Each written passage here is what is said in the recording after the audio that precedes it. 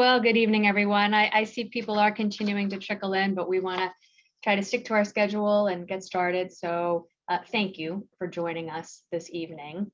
I'm Jessica Lappin, president of the Downtown Lower Manhattan Association, which is a 60-year-old membership organization made up of stakeholders in Lower Manhattan who are passionate about ensuring that this is a vibrant neighborhood. As you know, we have city primary elections coming up on June 22nd, happening, of course, just as the city is beginning to emerge from the devastating impacts of COVID. We're electing a new mayor, a new city controller, borough presidents, and Manhattan district attorney, and 2/3 or so of the city council will be turning over as well, including here downtown in City Council District 1. Our current council member, Margaret Chin, will be vacating her seat after 3 terms, and we certainly wish her the best in this next chapter. But tonight, we're going to have the opportunity to hear from the candidates who are vying for the chance to replace her, to learn about their vision for the future of this community and of the city. I want to give a shout out to our partners tonight at City and State, as well as the FiDi Neighborhood Association and Pace University. Huge thank yous to Patrick Cannell and Marvin Krislov. And I'm going to introduce our moderator tonight, who is a native New Yorker with over 30 years of experience as a journalist. He's currently the editor-in-chief of City and State New York, the unrivaled news site covering politics from New York City to Albany and all across the state. He's also reported for the New York Daily News, the Star Ledger, the Asbury Park Press, and on Wall Street. He's the son of immigrants from Cuba and Chile, and the proud father of 4 children. Please join me in welcoming Ralph Ortega. Thank you, Jessica. I'm Ralph Ortega, and I'm the editor-in-chief at City and State New York. It's my pleasure to be here tonight, and I want to thank everyone for participating, and also I want to extend my thanks to the sponsors as well. I'd like to introduce the candidates. I'm going to go around. Please meet Denny Salas, Jenny Lowe, Maud Marin, Christopher Marti, Tiffany Winbush, Susan Lee, Gigi Lee, Susan Damplow. Good evening. Oh, welcome. And with that, we're going to dive right into some questions, just to give our audience the ground rules. I'll be asking a question to 3 or 4 of the candidates at a time, and each one will have about 1 minute to 2 minutes to respond. So with that, I'm going to start with our first question. And this first question will be for Jenny Lowe, Maud Marin, and Christopher Marti.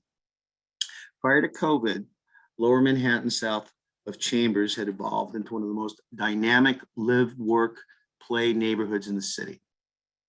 While there's clearly life stirring once again, the more than 300,000 people who work here are coming back slowly. Their absence is hurting our small businesses and the restaurants. What can a council member do to help the recovery of small businesses by bringing back Lower Manhattan's workers? Jenny, let's start with you. You're going to have to unmute yourself. All right, sure. I have worked in downtown Manhattan for years, and I've seen the vibrancy that you have described, Ralph. And I was in downtown Manhattan when the shutdown happens. I work at 250 Broadway, and I've seen the drastic change and not that much different than post 9/11. I was a small business banker when 9/11 happened, pregnant with my son. But as soon as we were able to open, I and my team worked with the SBA and the Economic Development Corporation of New York City. And we helped the small businesses by making specialized loans to them and help them get back on their feet. And they thrived in the years that subsequent to that. It will take that kind of people who have that kind of experience at the city council to be able to deliberate the difficult recovery process that we have to go through. It takes people with experience and an even hand, a proven track record to be able to make those difficult decisions. And I am ready to do that. I'm running because I am ready to jump in and help the city recover and help downtown, help Lower Manhattan recover from this terrible pandemic. Thank you, Jenny. Maud? Hi, yes, hello, good evening, everyone. Look, we are down from last year, from the year before the pandemic began, almost 70% in terms of commercial lease spaces downtown.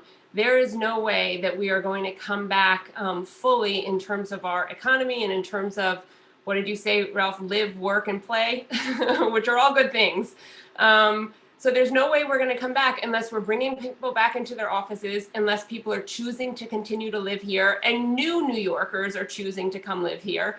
I'm married to an immigrant, so I know what it's like when people choose to make New York their home. And I think we're going to have to do a lot of things, one of which is really dramatically change our response to the pandemic. We're down to, I think, less than 2% in terms of a positivity rate in our city right now.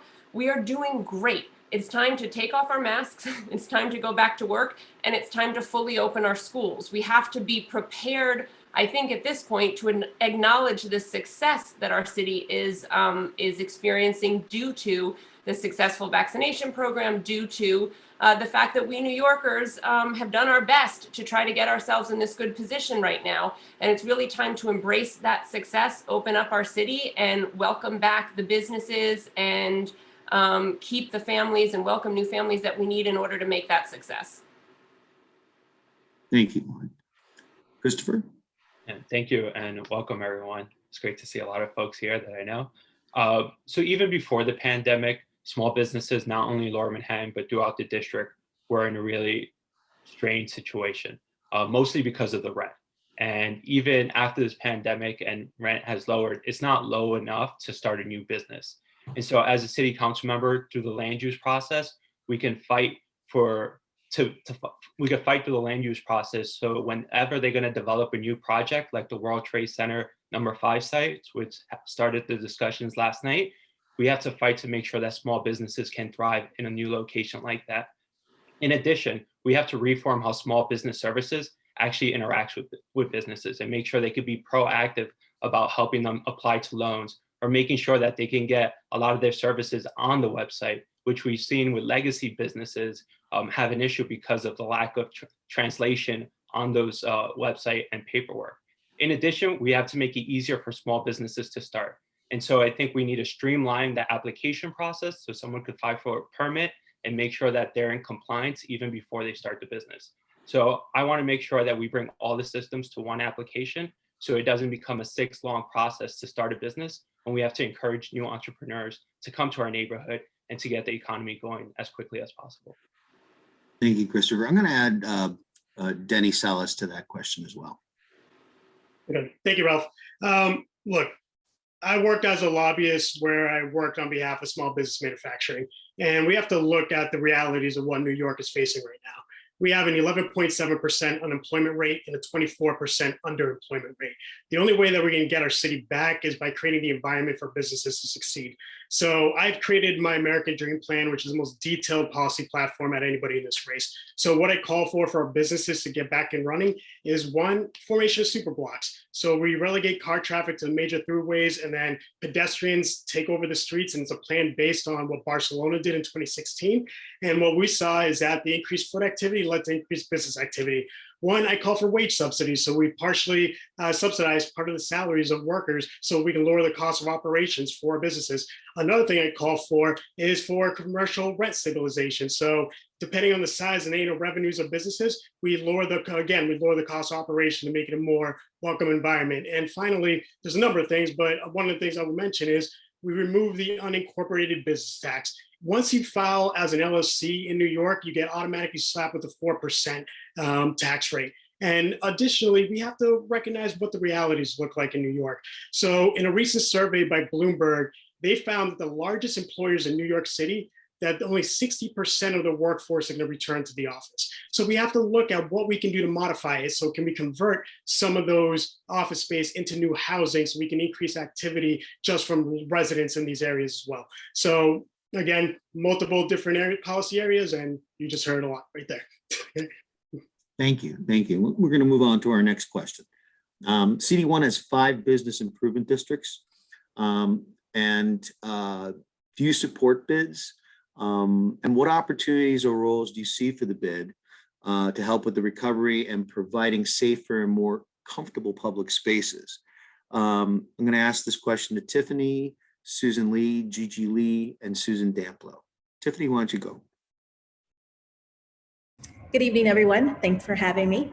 So firstly, you asked if I support bids. I support bids 100%. We have seen that bids are, integrated into the community, the backbone of the community. They are recognizable. I recognize them when I'm out and about in my community. So does my little ones in my family. So yes, there is certainly a need for them.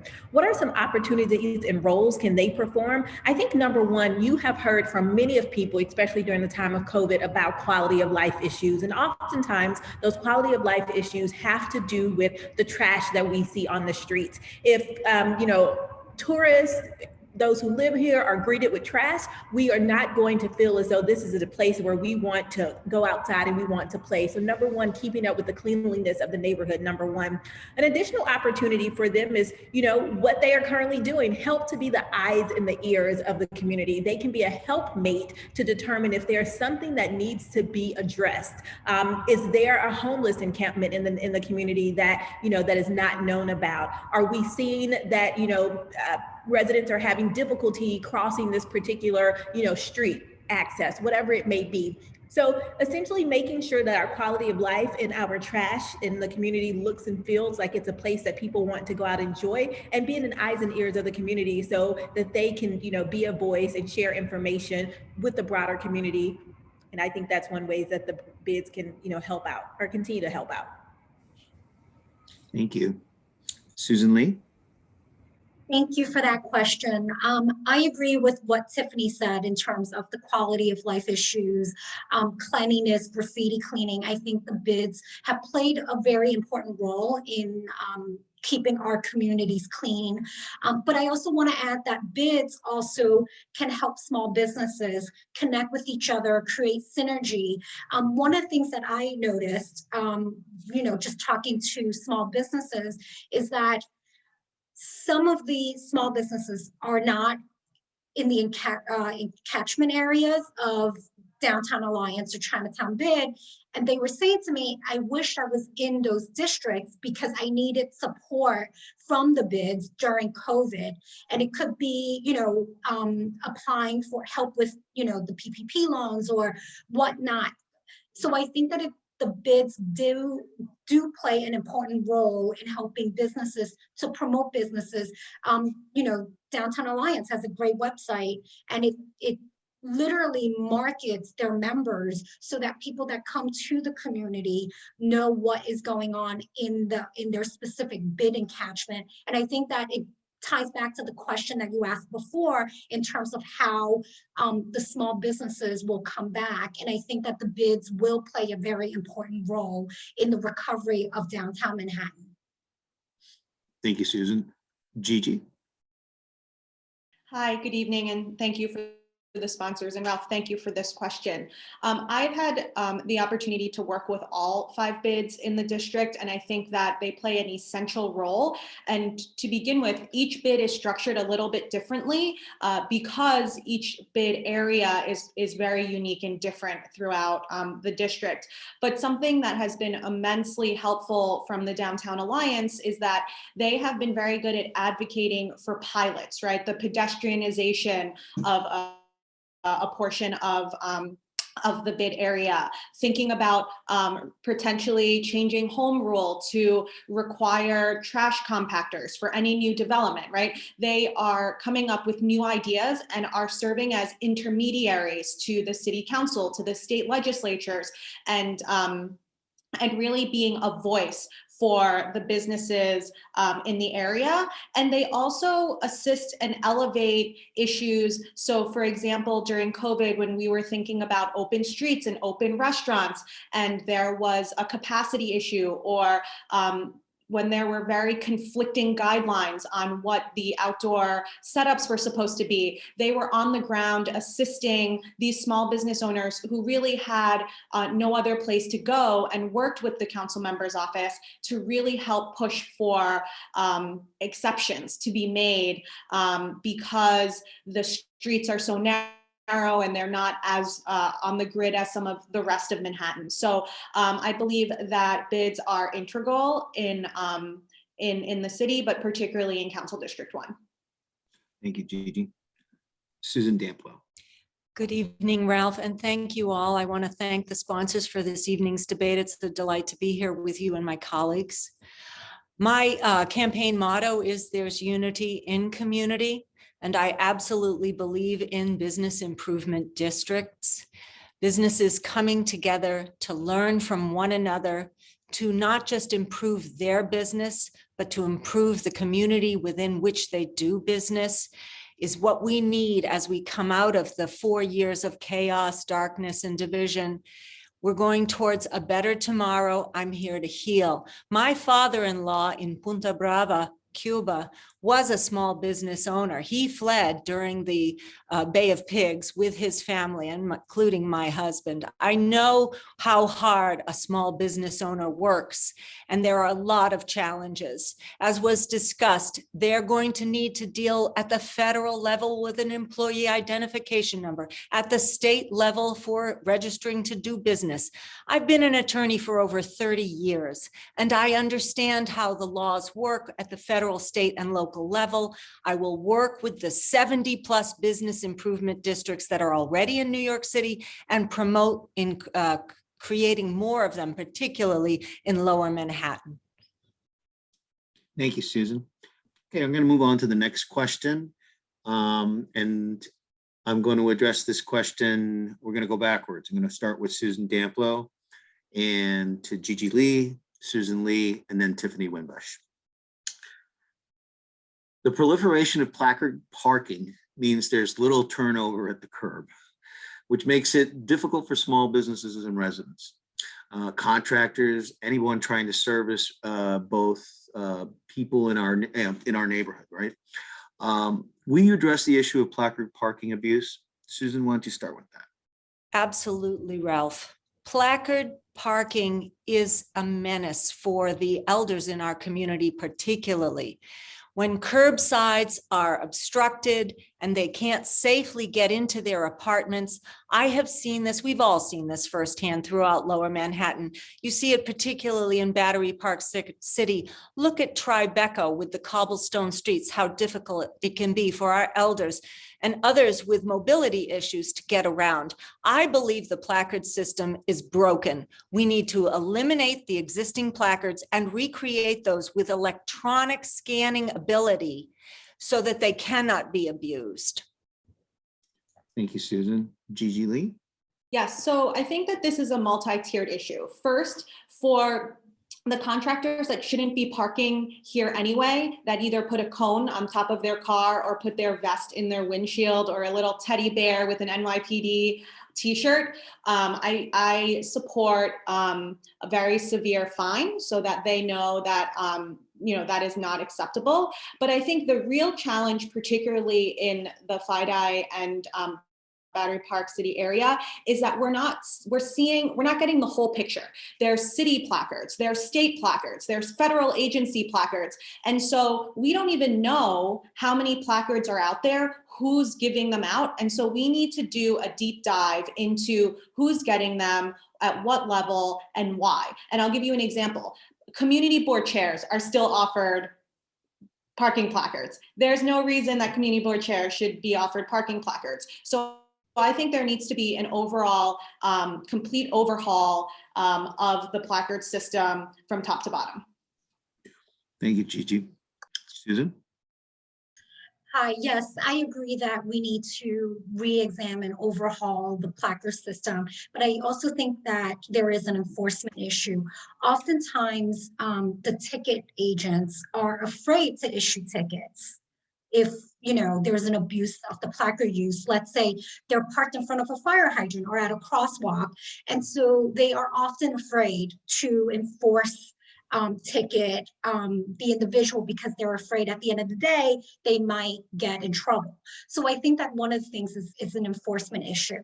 But also I think that we need to, and I agree with Susan Damplow, we need to digitalize the placard system so that it cannot be counterfeit. We do it with our cars now. Everything's digitalized. Like it's something that's very simple to do. Oftentimes I see just parents with strollers crossing the street and they have to maneuver around a car or they're in the bike lanes. It's just an inconvenience for everyone, for the convenience of one or two individuals who use the placards or, people who use the placard. So I do agree that we need to overhaul and revamp, but we also need to support our ticketing agents to make sure that they can enforce the rule of law because that is what they should be empowered to do. Thank you, Susan. Tiffany? So I think we have to call a thing, and placard cards are abuse. They're placard abuse. That's simply what it is. So we have to call a thing. There needs to be a complete overhaul. Yes, everyday people don't have the courtesy of being able to have placard cards. We are encouraged and we are pushed to use public transportation.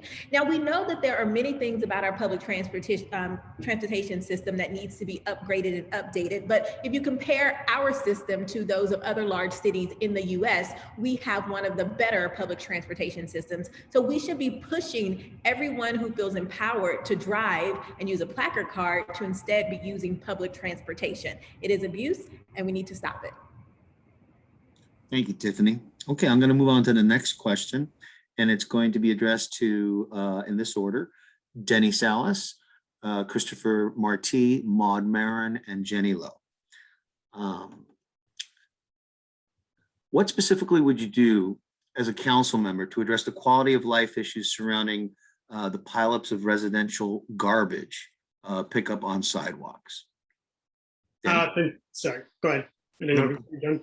Okay, sorry. I wasn't sure. I didn't mean to cut you off. I'm sorry about that, Ralph. So the best thing that we can do is, one, actually expand the Clean Curbs pilot program that started prior to the pandemic.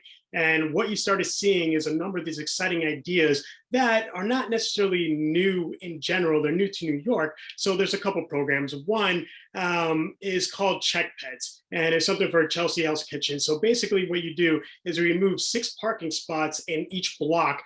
So there's 3 on one side of the street, 3 on the other. And then you just create these 3 huge bins on each side. And what they found is that those bins themselves can just take all that trash, but also eliminate the actual access points for a bunch of rodents. Another one, I can't remember the exact name of this particular program, but basically you can create a number, very similar type of method, except you create it almost like with a bunch of seating, a bunch of plants, everything else, make it more welcoming with bike racks. And that's another type of strategy. The other third, where infrastructure allows, we can create something called a pneumatic trash system.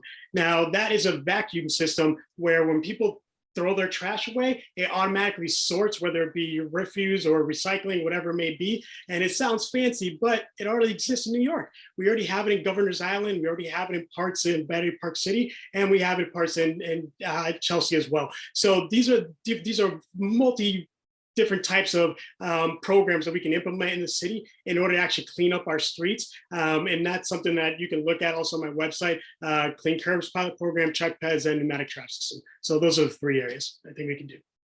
Thank you, Danny. Christopher? Thank you. We already know what works, right? Battery Park City, if you walk through it, there's clean streets. You hardly see any trash piling up on the sidewalk. What we need to do is work with Downtown Alliance to expand that to the rest of the financial district and hopefully also bring it to the seaport. We have to containerize our trash, but we also have to look at it as, why are we producing so much waste? And so it's not only expanding our composting program, so we're not putting food waste out in the street, and also incentivize small businesses and buildings to waste less. And so I think we need a pricing tier model depending on how much these businesses are wasting and incentivizing them to if they do less waste, then it's cheaper for them to survive. I also think we need to have less plastic wrappings, because right now we have trash bags within a trash bag, within another trash bag. And if we create a container system, we at least eliminate 2 of those trash bags. And so I think it's using models that work downtown, expanding that, but also tackling it on an angle about why are we wasting so much and how can we be sustainable and also have a green aspect to it as well. Thank you, Christopher. Mon?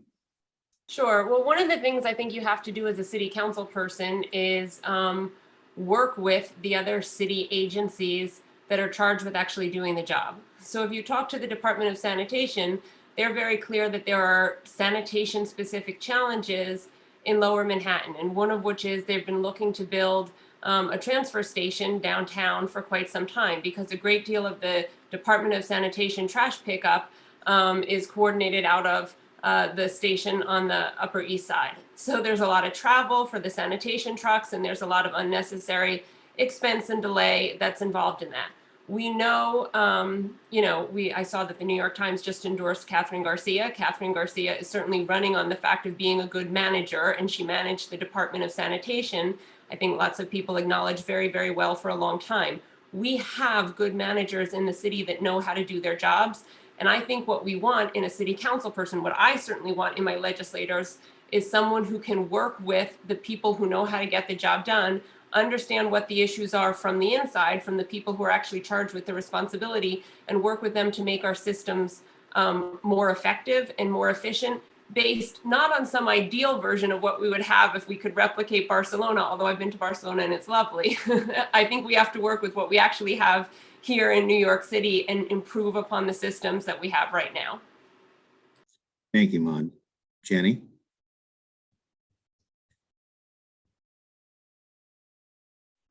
I need to mute myself. I keep forgetting that.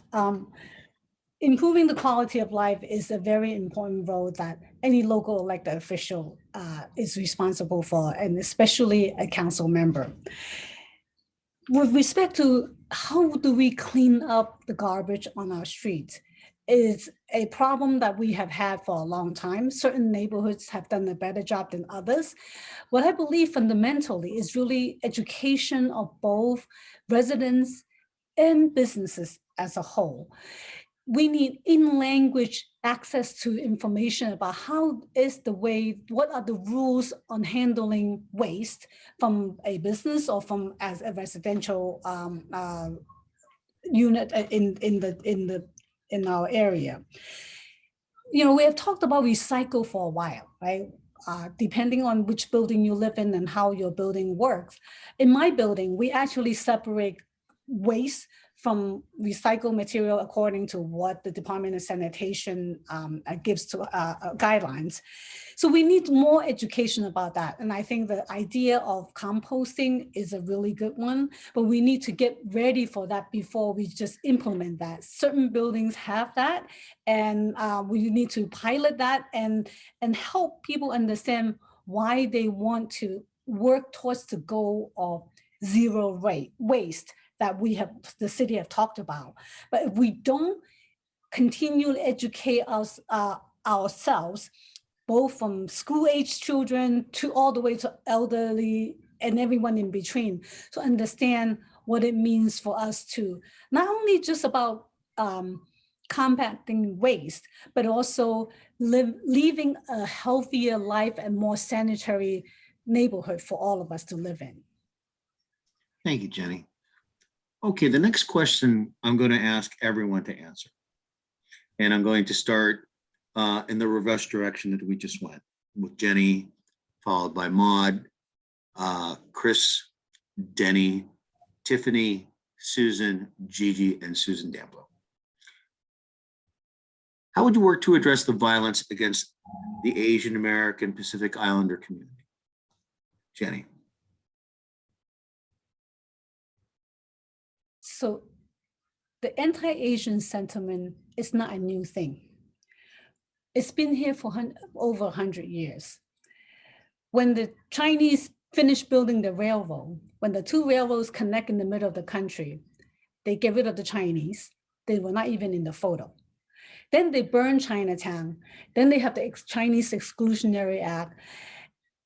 During World War II, the Japanese Americans were being interned, right? So, and when the auto industry went down, the Japanese or Asian Americans were beaten up again. And we have Vincent Chin, who died, unfortunately, who was not even Japanese, right? So it's been around, and we have always been looked at as the second-class citizen or the others. During the COVID pandemic, of course, it didn't help to have a man in the White House that spewed all of those racist rhetoric. And areas across the country, and I'll just talk about our district in Chinatown, it became a ghost town well before the shutdown happened. It became a ghost town because people thought that the Chinese carried the virus, and we were the one who brought the virus here in the country. No one showed up for our businesses and for the restaurants that people really frequent. What we need to do is we need the mayor to put the money where his mouth is and fully fund the anti-Asian hate crime task force. Right now, it is just done by officers who have a day job, and then they take care. They investigate hate crime against Asians. That is not how you combat any kind of hate crime. The second thing that I wanted to talk about is the definition when the DA decided that it is a hate crime, an incident is a hate crime. Often it says that, oh, the perpetrator did not say anything against that particular person. And this is not just Asian. This is all protected class, whether it is LGBT community, Muslim, the Orthodox Jews, or even elderly. If the person did not say something against that particular, the victim, it's not considered a hate crime. I mean, hello, it's 2021. How many of us have been to professional workplaces where we are required to attend annual anti-harassment training? How many of us heard that there are non-verbal cues where there is aggression and it's considered harassment? So we need, when I get to the city council, I will want to work with our legislative division and colleagues at the council to work on how do we better define what is considered a hate crime in New York City. Thank you, Jenny. Maud? Sure. Well, I will say that I think Jenny is absolutely correct when she says that racist rhetoric, when it is spewed, it has an impact. And I'll say that I think, and also to agree with something else that Jenny was said, is something doesn't have to be so extremely obvious as a racial slur in order to understand the racism behind it. I've worked for years as an education advocate, as an elected community education council, and as a parent leader in an organization I co-founded called Place NYC. And we have seen what is essentially anti-Asian rhetoric coming from the mayor and from the chancellor for years, when hardworking Asian kids are told that they are overrepresented at specialized high schools, when they are overrepresented in exam schools or screen middle schools. And when we hear from legislators and from activists that success would be measured by getting rid of the number of Asian kids that are in advanced high schools, I think that that rhetoric is very harmful and very dangerous. And the fact that that rhetoric has been going on for years in our city in advance of some of the increased Asian violence we've seen, Jenny's also correct, that anti-Asian harassment and violence has been going on for a long time, as well as other hate crimes, as well as anti-Semitic hate crimes, which are routinely a very top the unfortunate and sad list of hate crimes that we see in our city and in our country. But that kind of rhetoric around conversations that some people don't immediately understand or acknowledge is in fact very racist, I think is, and I think we have to acknowledge it as such.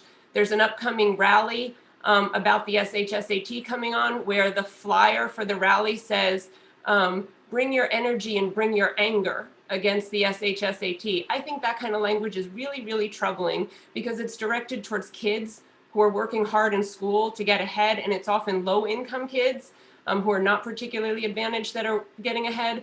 So I think all of our elected officials and anyone who considers themselves a leader, whether it's in the education space or in small business areas or any other area, needs to be extraordinarily mindful and needs to change their rhetoric when we can all acknowledge that the rhetoric itself has been leading towards violence. Thank you, Maud. Christopher? I think it's just not only the rhetoric, is the decisions that our city makes. When the city decides to put a mega jail in the heart of Chinatown, I feel like that's an act of racism, right? Why choose this community? Because you don't think they're going to organize and step up and push back. When the city decides to leave small businesses out of their loan program because of their zip code, mostly in Chinatown, I feel like that's an act of systemic racism. And so we keep, if you're an individual and you see your city allow this to happen to our Asian American brothers and sisters, then it empowers people to create this hate on a day-to-day level. And so I think we need to tackle it with education to celebrate our diversity as a district. Make sure that we have, photographers and Chinatown activists in our school books, so people can grow up with a mindset that everyone is equal and everyone should be celebrated. But also to target these individual hate crimes on people, we should empower our seniors to come up and speak. I actually held a rally last month where we had the victim of the individual that was pushed from behind in the East Broadway stop to come and express what happened to him, and to empower people in his neighborhood to speak out as well. Right now, we're just seeing some of the small, loud individual cases, but we know all of us have experienced racism, especially with this diverse slate of candidates on the street. And if we don't talk, if we don't work with our local precinct to identify where this is happening and when this is happening, we're never really going to tackle it on a day-to-day level.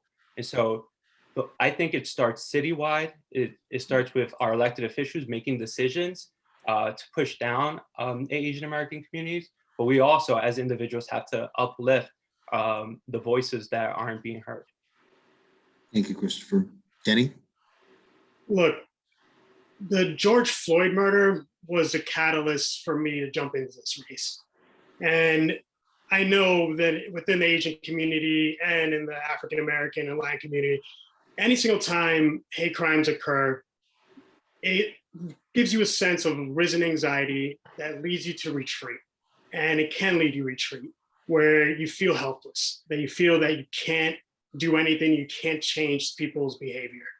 And that's why I'm in this race, because I recognize a lot of these issues stems from the systematic inequities that have existed for so long, that have restricted opportunity for so many different identity groups. But the one thing that we can do, and I do agree with a lot of what Jenny said earlier, and she also brought up the story of Vincent Chin. And I think this occurred in 1982, and I remember this story vividly, where this gentleman was about 5 days before his own wedding. And because of growing Japanese automaking, where they started, carving into the American kind of market share, two guys from Detroit took Vincent, beat him up and killed him with baseball bats. And then they got away with a $3,000 fine. That was it. So one of the things that I've called for on a repeated basis, and we've had this question shared before in previous forums, is that we have to have actual accountability. The way that we can stop a lot of these hate crimes from occurring is to make sure that none of these people are getting away with a slap on the wrist. And let's take, for example, Central Park Karen, for example, where she vividly tried to get this man hurt for birding. And she got away with saying, oh, I took 5 classes, now I no longer am racist. I'm like, these things just can't happen. We have to have true accountability. And I think the mayor actually has done one good thing here, where the police force started actually having a number of undercover police officers within the community and working with community members in order to catch people and actually keep them safe. But one final point I want to make additionally to this is that we actually have to implement some of these other past programs that have been targeted to actually help the Asian community. Like, for example, in 2012, the Chinatown area, especially Canal Street, was designated as a senior designated area. meaning that it's an area that we have to actually pay special care to for the number of traffic and for how many Asian seniors are put at risk. We have to implement some of these simple solutions that have already been discussed and already been talked about and actually help the Asian community out as well. And all of them are interconnected. So if we don't do that, then we continue having these problems and we have to do better. Thank you, Danny. Tiffany? Yes, I would, I'll start by saying that as a Black woman, I have been othered. I will never other others. So I'm made to have been feel as though I don't belong because of who I am. And I know exactly how that feels. And I know exactly how the anti-Asian hate crimes and how they are feeling at that very moment that they are being violated. I think a lot of, this all rises from the simple fact that we are not educated enough about the different cultures and the different people within our city. As diverse as a city as we are, we frequently live in our bubble where our most closest friends, where the people that we hang out with the most are people who look exactly like us. And so, I'll give you a perfect example. I have a daughter who is in public school. She is a rising fourth grader. And each year since she started pre-K, she's experienced a racist incident. And so do I think that, 4, 5, 6, 7, 8-year-olds are racist? No, but I think that they are uneducated about other people. We need to begin by ensuring that we have curriculum in schools, that we have anti-racism curriculum in schools that teaches our children about different people and about different cultures, and we need to start from the very beginning of their life. A lot of these incidents we know as well have been perpetrated by people who are obviously experiencing mental health issues. If we are going to ensure that the Asian community is safe and our communities as a whole is safe, we have to address the mental health crises that is currently happening in our city. It was happening pre-COVID. It has now been magnified since COVID, and we need to make sure that people are getting the resources that they need. I know that it's been mentioned that, fully funding that NYPD task force is something that is going to be beneficial. We have to make sure that our Asian neighbors who, have spent years, this is their home in District 1, that they feel safe. And we can do that by making sure that we educate, making sure that curriculum about their culture is within our school system, so people know very early on that we should appreciate all of contributions that they've done for our country and not look at them as an other. Thank you, Tiffany. Susan Lee. Yes, I want to thank all the panelists for what they're saying about, the anti-Asian hate issue going on right now. I agree that, kids aren't born racist. They're not born bullies. We need to educate our children. We need to have multicultural ethnic studies in our curriculum. And I applaud State Senator John Liu for putting forth a legislation that is mandating Asian studies in our curriculum. So I think that is a start in the right direction. However, now I feel like it is something more urgent, right? We need to work with the DA's office to develop, legislation or prosecutorial mechanisms to charge hate crime. Because right now, hate crime is a no bail offense. So a person who commits hate crime are let out. And, one of the example is the homeless person at a Astor Place attacked a woman. He was let out and he reoffended. So we need to look at bail reform. But also another thing that I think we need to look at is also intent from the prosecutorial perspective is in the Black community, you have a symbol that clearly defines, racism, which is a noose. In the Jewish community as a swastika, but in the Chinese community or the Asian community, there isn't really one symbol that is used against Asians as an offense. So I think that we need to look at, intent, because for example, a man, he's 36 years old, was attacked on Worth Street. He was stabbed, and what happened was the police charged him with a hate crime, but the DA failed to follow suit. And my question is, what was he doing in Chinatown with an 8-inch knife? What was his intent? Perhaps we can look at his cell phone records or, his social media. So I think that we need to work with the DA's office to frame or to look at the intent of the individual in terms of charging individuals with hate crime. Thank you, Susan. Gigi? Yes, so I'm just going to take Susan's answer and just go a little bit more specific and say that we need to have more tracking both for the DA and for the NYPD on who has committed hate crimes, because we've seen that a lot of these individuals are often repeat offenders, right? And so working with the DA, for example, the district attorney has their own unit and funding to do independent investigations. There should be no reason that a district attorney needs to wait for the NYPD to investigate and have their conclusion before the district attorney initiates their own investigation. The district attorney's office should be looking at potential, if there are already, they've seen repeat offenders, they can look at social media, they can look at different things so that they're ahead of the game, right? And not waiting for NYPD's investigative results. The other thing is that as a social worker, I've often talked about needing to think about this issue from the victim's perspective, right? Many individuals that are victims are very hesitant to work with NYPD for a wide variety of reasons.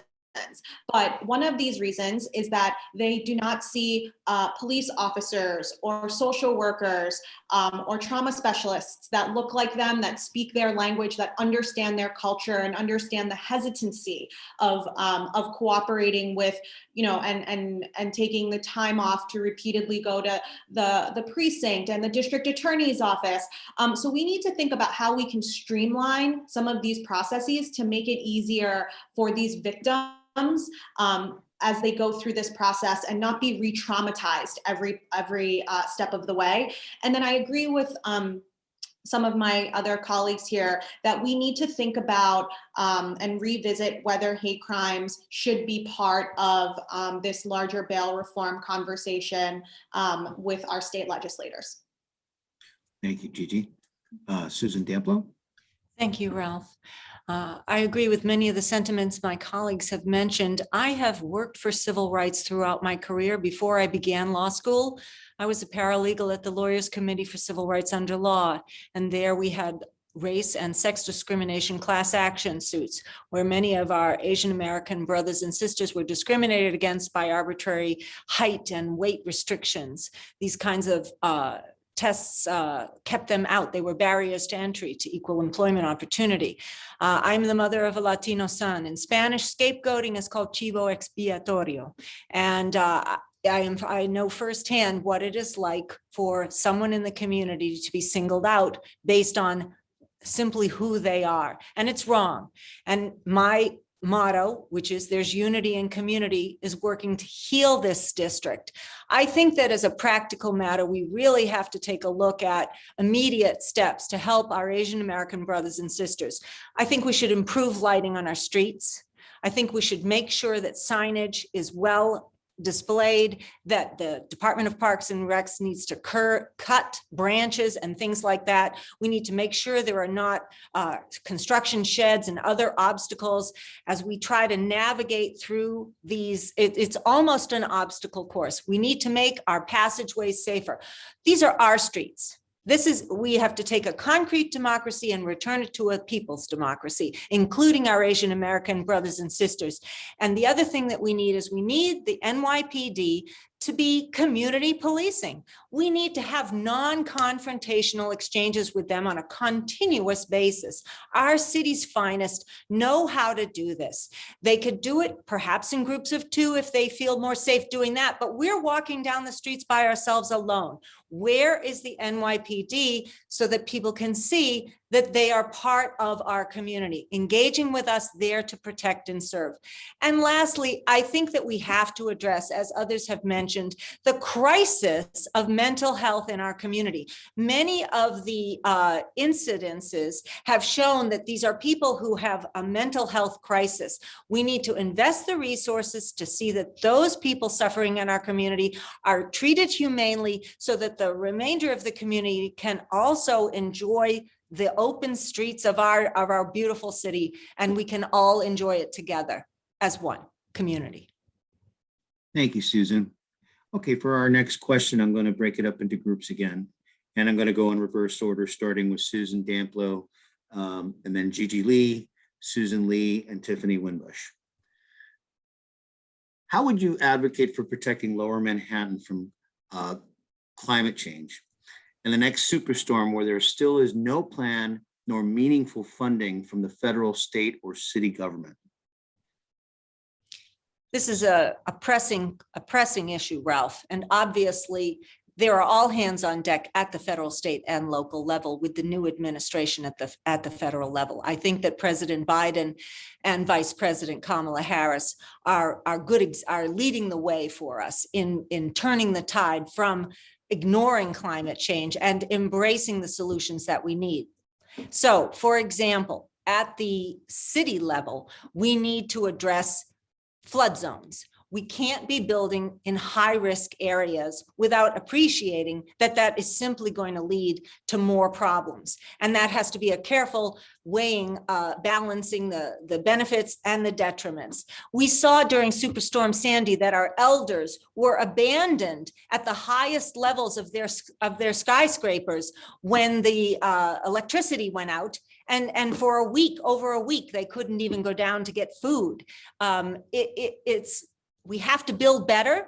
We're going to do this together, and not just at the city level, at the state level, there are incentives. I put solar panels on my home over 15 years ago when I was living in Westchester County, and there are incentives that people can have.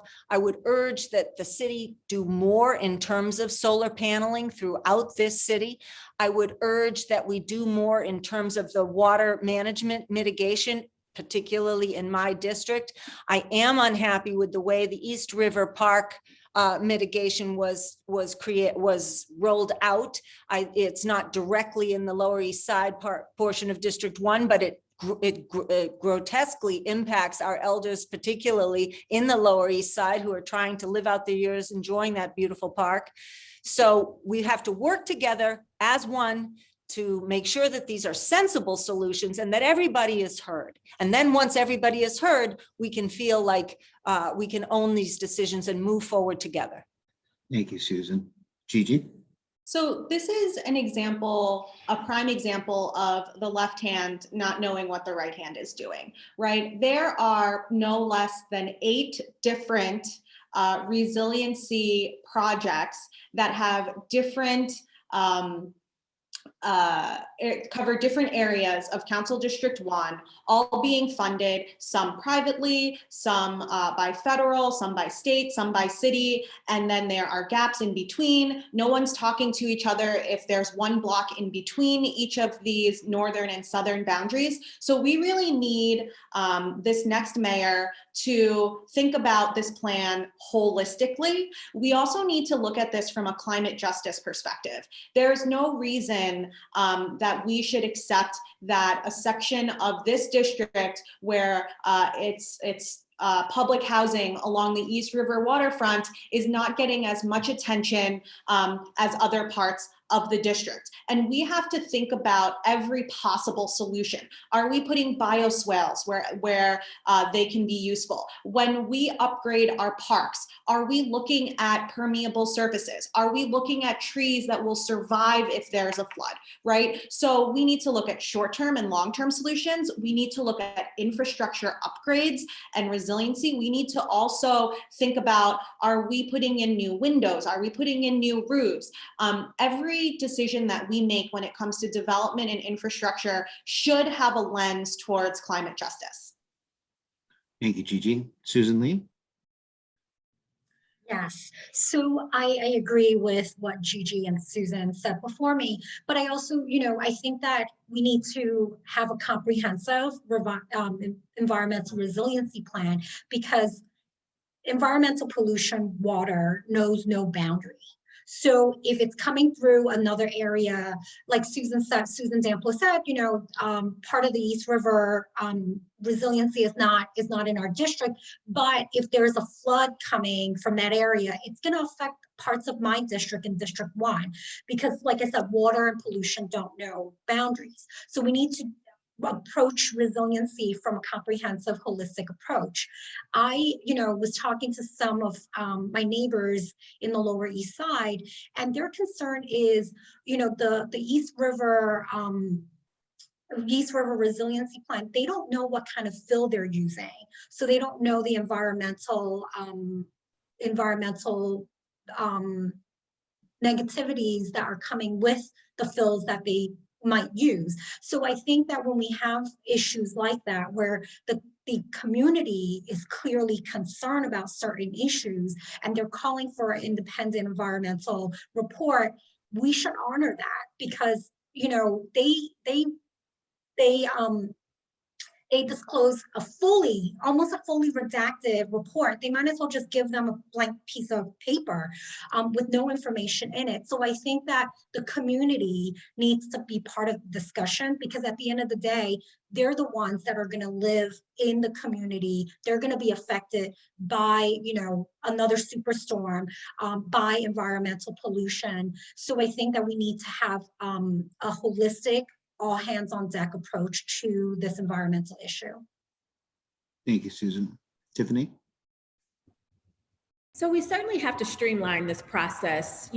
I frequently heard from people who don't live within District 1, why is the city trying to, ensure that the financial district or the seaport, places that are very wealthy, are shored up against the next climate change? But what people do not realize is that District 1 is extremely diverse. And so yes, while the financial district, Battery Park City, the seaport will be impacted, historic communities like the Lower East Side and Chinatown will be impacted just as well. So when we're thinking about and when we're discussing how we need to shore up and make our community safe, we need to make sure that we're streamlining the process, that we speak about the district in its totality, so people will realize that money is not going just to shore up people who are traditionally wealthy. It is for the entire district as a whole. We have to look at some immediate plans as well as some long-term plans. We know that immediately there is tons of development which is set to take place, that continues to take place within District 1. How are we holding those developers' feet to the fire to ensure that they're not building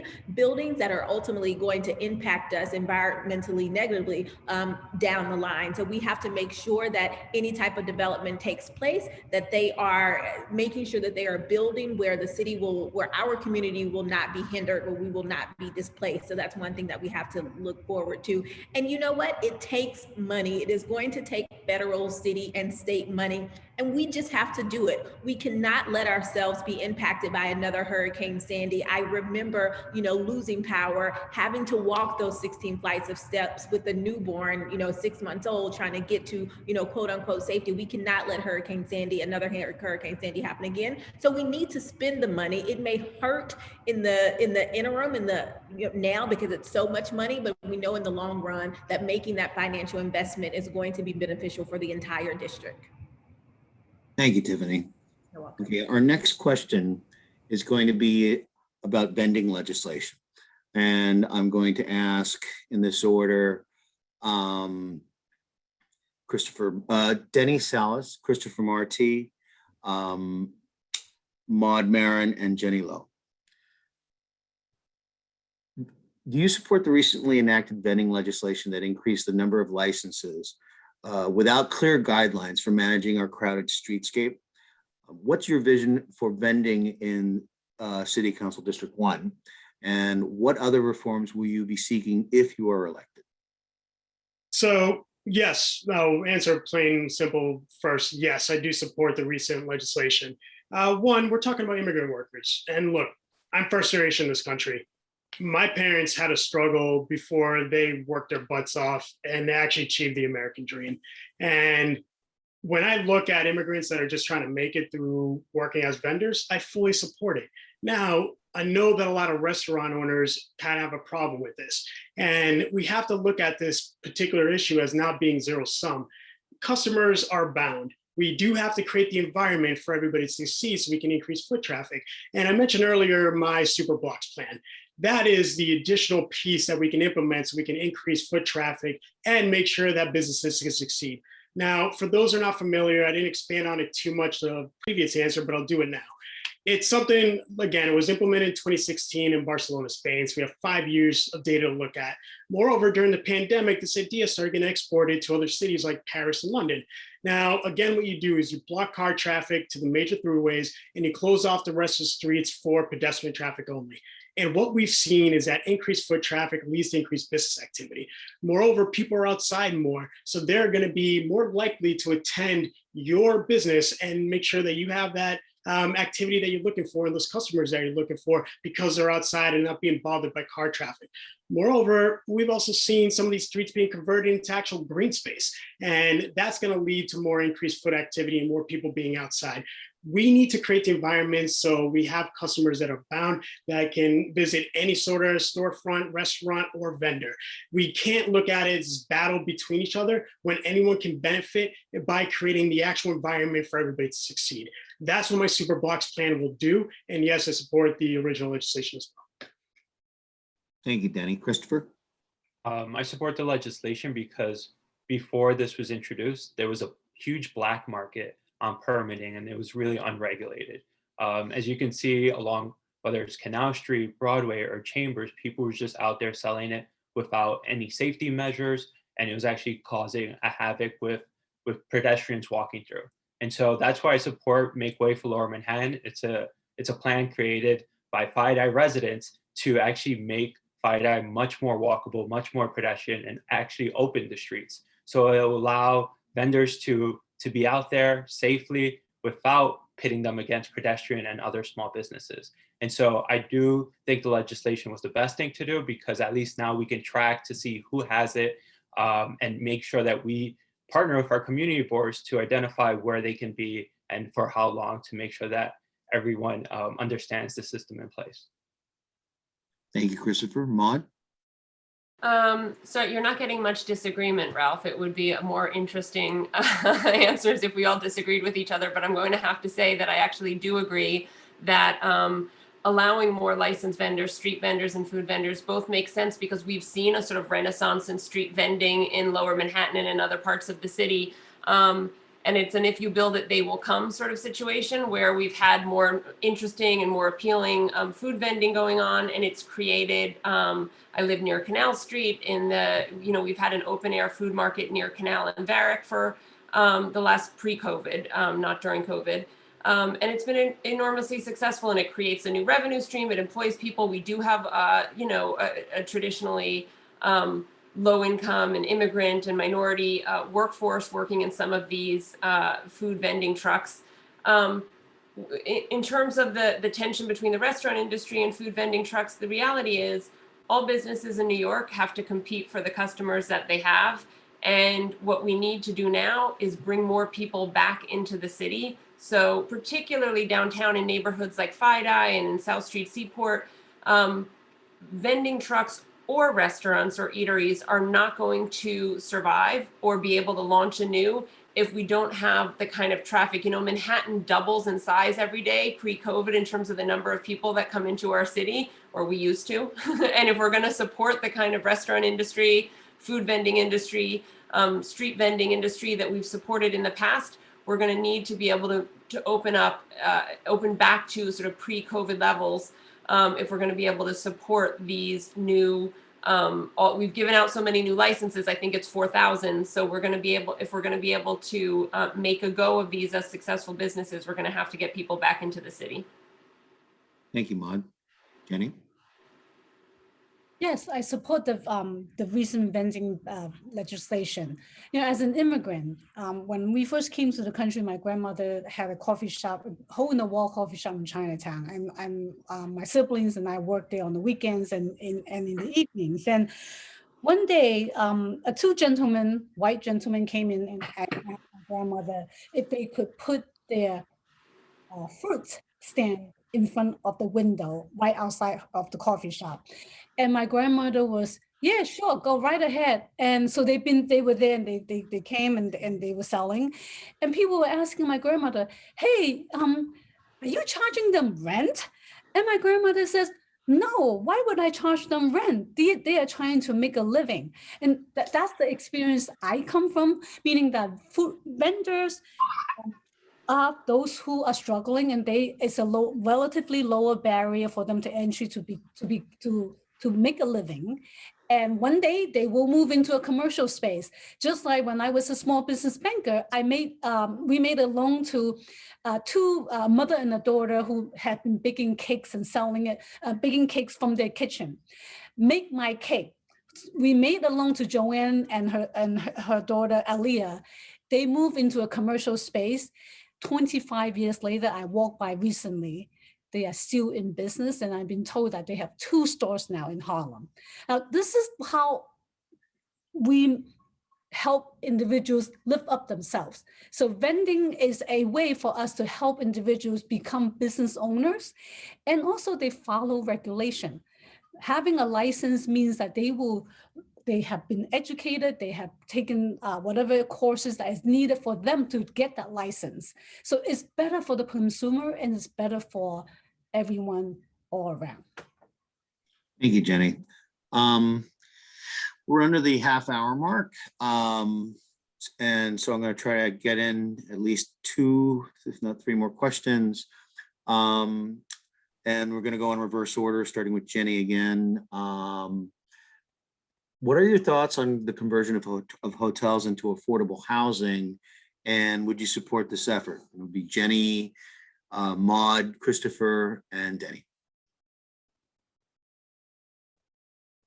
With the shutdown and of the COVID shutdown, we all know that many hotels and even office buildings are empty because of COVID situation. While I think many of the hotels will be occupied again when the pandemic is over, and that office building will be occupied. But I'm going to guess that it would be less occupied. And I support the effort to convert some of the hotels that will not be reoccupied again into affordable housing. It is in our best interest, and space is a premium. And let's just focus on just District 1, right? There is no empty space. So if to the extent that there are empty hotels or empty office buildings, I would encourage the city to take this opportunity and look into how we can make those buildings into affordable housing. And of course, any changes in the neighborhood, I fully support what I consider, to me, that is considered a development, even though it's not a brand new building being built. I have a guiding principle of responsible development. What that means is that it needs to have full community input, transparency in every step of the way, where stakeholders in that neighborhood are at the table, have real input, including those who will be working in those buildings to convert them into housing, trade laborers, and residents of the community, and the business community as well. That's what I would advocate for. Thank you. Maud? Sure. I think it's a disastrously bad idea. In order to revitalize the tourism industry that New York City depends on in terms of income and in terms of employment, in terms of job creation, we need to have hotels at every price point, economy hotels and mid-level hotels and luxury hotels. So this idea that we have an endless number of hotels that would be better served as homeless shelters, I believe you said homeless shelters, right? Not affordable housing. Was that the question? Affordable housing. Oh, affordable housing. Well, I have opinions about the homeless shelters too, but I think in terms of affordable housing, it doesn't make a whole lot of sense. I think in terms of the affordability, we've seen again and again, even in the construction of new schools, that building from the ground up is actually cheaper in the long run than conversion projects. It sounds good at first blush that you're going to convert a space that might be temporarily underutilized, but we're going to experience, and we are experiencing, a contraction of our tax base. And with limited tax dollars coming in, we really can't afford to have projects that are not in the long term serving the economic health in the long term. And so I think we need to focus on revitalizing our tourism industry, and we need to have a thriving, vibrant economy if we're going to get the ever-growing homeless population. And there's a line between people who are very on the cusp of being able to afford a home and being homeless. We have a long-term homeless population that has a mental health issue and a drug addiction issue that we have to contend with. But we also have folks I've represented as a public defender, people for the year over many years, who are sometimes on the cusp of homelessness, who are barely hanging on in terms of being able to working several jobs, trying to keep a roof over their head and over their family's head. We need a much longer term, smarter, more sustainable solution than hotel conversion, which simply doesn't work. Thank you, Mon. Christopher? I believe it is a sustainable solution. Right now, we're dealing with an affordability crisis in the city, but specifically in this district. And by doing a conversion of office and hotel space into new, affordable, deeply affordable residential units is going to help us make a dent in that crisis. And so I'll be fully supportive of that, especially as making the financial district much more diverse, right? Right now, we've seen some of the wealthiest zip code be in Lower Manhattan. This is a great way to bring equity into housing into our communities. In addition, I think it should be deeply and permanent affordable housing. What we've seen with affordability downtown through the 421A and 421G subsidies is that they're not long-term. And even during this pandemic, we saw people being evicted because their lease agreement was up. And so when we think about conversion, about affordability, we have to make sure it's permanent. So then it just doesn't last one generation, but this could be a multi-generational use. Thank you, Christopher. Danny? All right, thank you for the question. So short answer is depends. I mean, is the hotel going to be revitalized or the business going to come back alive or not? If it is not, then it's something that we should look at to create more housing.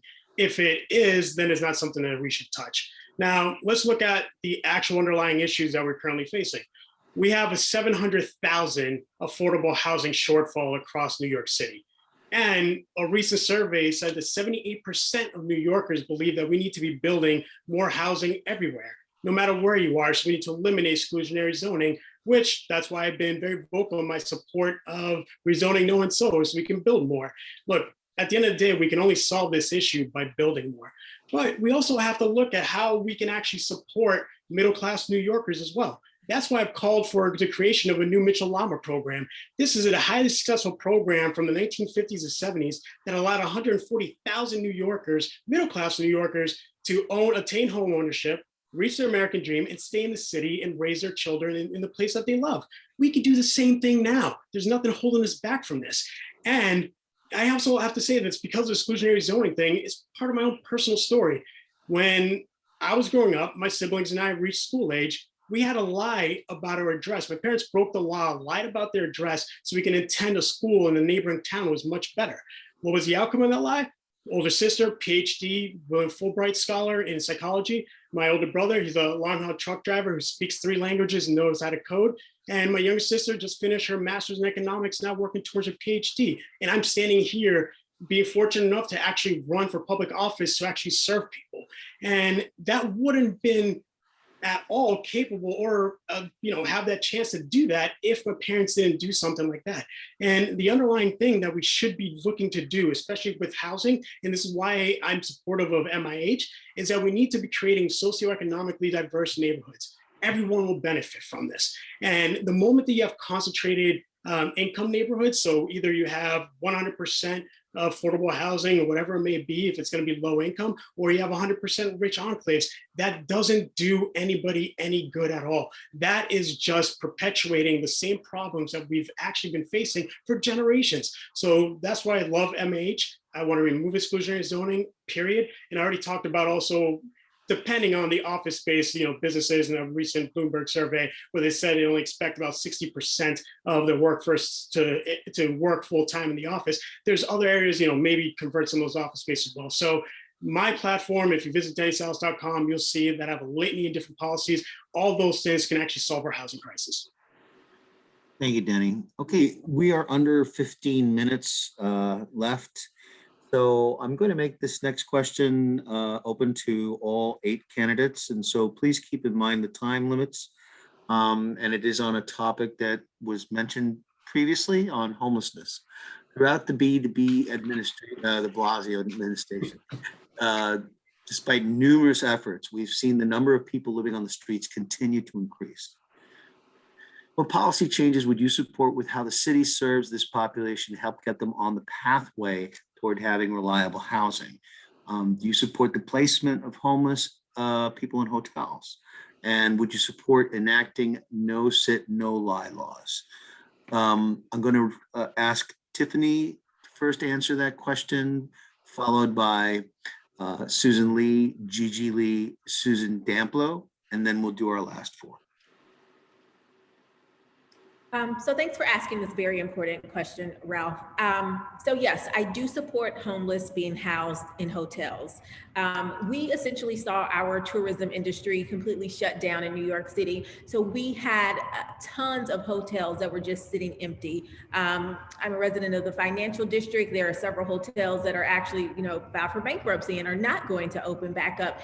It did not make sense when we were pushing as a nation for everyone to stay home so that we could stay safe and free of COVID, to not house the homeless in these, vacant hotel rooms. So it made sense at the time to do that. And if the city wants to commit to fully converting those hotels into permanent, affordable, extremely affordable housing for the homeless and other New Yorkers, that's something that we should highly consider. Many of the hotels in New York City, while yes, built for tourists, also were built for business travel. And we know that business travel is going to change drastically now. Not as many people are going to be traveling due to the options that we have online. So yes, we do need to make sure. We need to ensure that the services that we are offering are wraparound services. There are different segments of the homeless population, right? We have people who can just not afford the city because it's expensive, families. We have, adults who are homeless, and we have those who are mental health issues. And we have to address all 3 of those populations differently. There needs to be wraparound services where people can receive mental health help, where they can receive help with job placement, when they can make sure that the vouchers, those $1,200 vouchers that they receive from the city, that landlords are actually taking them. There was just a story today reported by the city where people were sharing their examples of what it felt like not having to live on the street, but are now living in hotels. They feel safe, they feel secure, they feel like they can focus on the future. And we need to ensure that if we have vacancy in these hotels, that we use them to house the homeless and anyone else who needs access to deep, affordable housing. Thank you. And I'm actually just change this. This will be the last question for these last 4 individuals. I'd like to give everyone 1 minute left at the end of this question so that they can finish their statement. Susan Lee, please. Yes, so I do not support housing homeless individuals in hotels. And the reason why I say that is because I don't think housing the individual will solve the problem. I think that there needs to be a holistic approach, like Tiffany said, a wraparound service, and being in those hotels do not provide those services. Now, I have an individual as part of my team who is currently living in a homeless shelter. And she tells me that she lives in a shelter where it's a transitional housing. So she was in the Barry BRC down at Lafayette. And she was like, those are the housing, the emergency housing shelters that wasn't really working for her because she had to vacate at the in the morning and come back at night. And so I think that we need to look at housing homeless individuals through a holistic approach with wraparound services where there's transitional housing. You know, this individual told me every time she works, they take a percentage of her pay to pay for rent because she's staying at the facility. Part of the another part is deposited into a bank account so she can have something to be ready to move on to the next step, which is getting permanent housing. And then she gets a stipend. Now, I think that, you know, going back to what Tiffany said about the vouchers, not only do we need landlords to take the vouchers, we need to increase the amount the voucher is because like everyone said, everyone agrees, like it's living in New York is really unaffordable. So we need to increase the value of the vouchers. And this will help families move into permanent housing where their children are placed in schools and have a stable education, where they are permanently placed and they can get a continue education. They're not missing school. So I think that that's really important. And so those are some of the issues that I think are really important for the homeless population.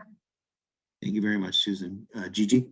Yeah, so I think something that hasn't been touched on is fair share, right? We know that Manhattan has a lot of hotels, and it would not make sense for all of these hotels to become homeless shelters or transitional shelters, because I believe that every neighborhood throughout the city should be doing their part in eradicating the homelessness population. So it is, I think we have to think about this issue holistically. I think as a social worker who has worked in a shelter, that the path for families, especially if there's, you know, if they have children, is thinking about job training, is thinking about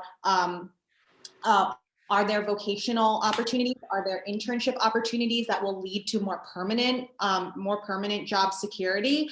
And transitional housing is definitely part of that. We also need to take a very close look at shelters that partner with the city, with the Department of Homeless Services, and make sure that the nonprofits that we're having provide these services are experienced and are vetted and engage the community, because not all hotels physically or location wise makes sense for this transition, but overall I do support the concept. And I also want lastly to talk about how I think the City Council made a very good decision for when affordable housing is built to set aside a certain percentage for homeless individuals.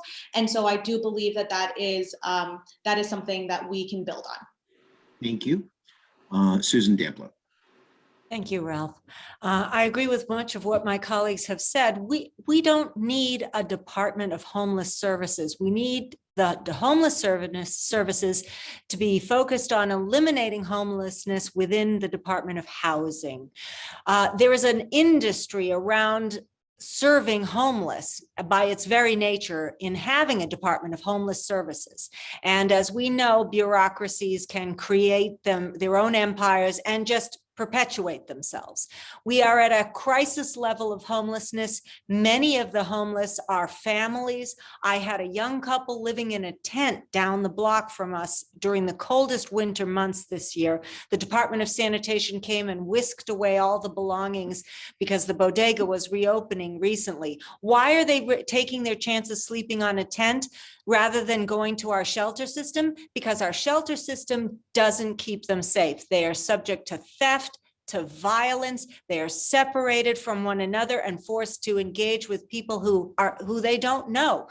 We should give them a door where they can close and have safety, security, a roof over their heads, and privacy until we can work with, as my colleagues have said, providing them with transitional services. So yes, I support transitional housing and the services that we can provide to make people move into our communities, integrated more fully.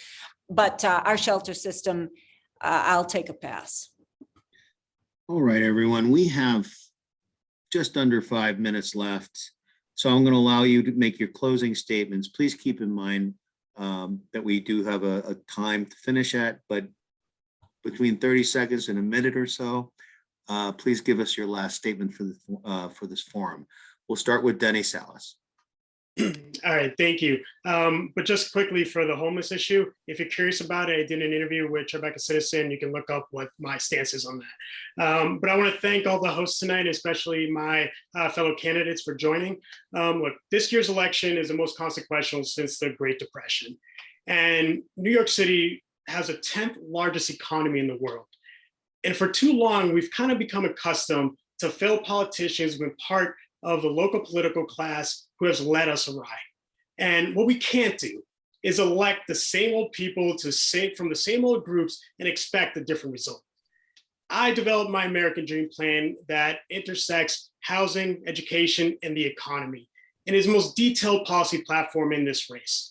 And it may be a little bit idealistic, but as Robert Kennedy would say, idealism is not incompatible with practicality, and it's practical too. And if you believe that our city has better days ahead, that their students can receive a better education, achieve their dreams, and that our small businesses can succeed and provide higher wages, then I ask for your vote on June 22nd. Thank you for having me, and I hope all of you have a wonderful night. Thank you, Denny. Jenny Lowe. I want to thank DLMA for hosting and all the sponsors that are part of this evening. And thank you, Ralph, for being the moderator. I'm a lifelong resident of Lower Manhattan, and I spent over 30 years fighting for those immigrants, those who are marginalized, and women and children. I'm ready to hit the ground running at the City Council, fighting for real relief from this pandemic and building a stronger future for our community. I'm an immigrant with a humble beginning, but I have served as a nonprofit leader, the director of community engagement at the City Council, and elected as a district leader for 25 years. I'm ready to hit the ground running at the City Council, fighting for working family, for recovery, helping small businesses, addressing food insecurity, fighting for and defending affordable housing, and funding real investment in public schools that gave me the opportunity and opened my eyes to, and broadened my horizon into this world. And because of the years of my experience, I've been asked to run for office for many years. Now I'm proud to and honored to have this endorsement of all 3 congressional members in Lower Manhattan. That's Jerry Nadler, Nydia Velasquez, and Carolyn Maloney. So I'm ready to work with them and other state elected officials who have also endorsed me to help us recover from this pandemic. Thank you. Thank you, Jenny. Susan Lee. Hi, I would just want to be mindful of the time. Thank you everyone for being here. It's been an honor to share my views with all of you. You know, we didn't touch upon public safety much, and I think that that is the main concern right now for our city as we recover, we reopen. You know, with the shooting in Times Square, it's affecting our tourism. It's gonna, you know, we need our tourism to come back. We need to have public safety so that our residents are comfortable going out. So I think that one of the things that I will focus on is public safety on the streets, in the subway. Another issue that I will focus on is education. I think that education, like my parents say, is the biggest investment of our life. You can only grow with knowledge. Knowledge can only grow. It can't be taken away from you. So those are some of the issues, you know, I'm passionate about. So thank you everyone for being here. I just want to be mindful of your time. And if you want more information, visit SusanLeeNYC.com. Thank you, Susan. Susan Damplow. Thank you, Ralph, and thank you to my colleagues and to our sponsors for this evening's lively debate. I'm Susan Damplow. I'm running for City Council here in the district, District 1, and the Democratic primary is June 22nd. I ask for your first choice vote. A little bit about myself. I was valedictorian of my public high school education. I am a graduate of Harvard College. I lived in Washington, D.C., where I graduated from Georgetown University Law Center with honors. As I mentioned, I was a paralegal before law school, and as a law grad, I worked for the ACLU on legislation that restored civil rights, and the Civil Rights Act became the Civil Rights Act of 1991. I fought as an attorney activist for over 3 decades. I most recently served as a state administrative law judge, and I was a union member.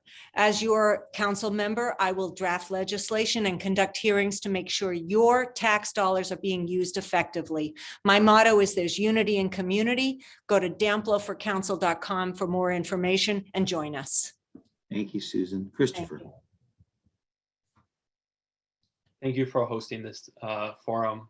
The reason I'm running for city council is because for the past 12 years, we've seen real estate developers control what goes on in our community, whether it's approving 4 luxury towers in the Two Bridges neighborhood, the Howard Hughes development in the Seaport, a massive jail in Chinatown, or an upzoning to bring skyscrapers to Soho and NoHo. Our council member has turned a blind eye and allowed all these deals to move forward. And for years, I've worked to educate, organize, and fight with community members to make sure that our voices are represented and we have community-based land use policy to make sure that our neighborhood is protected, keeps the culture and character that we love so people can continue to investing in it. And so my experience and my track record is working with everyone on this call on these battles. And that's what we need in City Hall. The land use decision is the most influential decision a council member can make. And you want someone that's going to work with you and not against you. And so that's why I'm running for city council. And that's why I asked for your first place vote on June 22nd. Thank you, Christopher. Mon? Sure. Oh, am I unmuted? Yes. Okay. Well, first of all, thank you very much for hosting this evening. I will just say that I have a track record of working on behalf of my communities as the elected president of Community Education Council.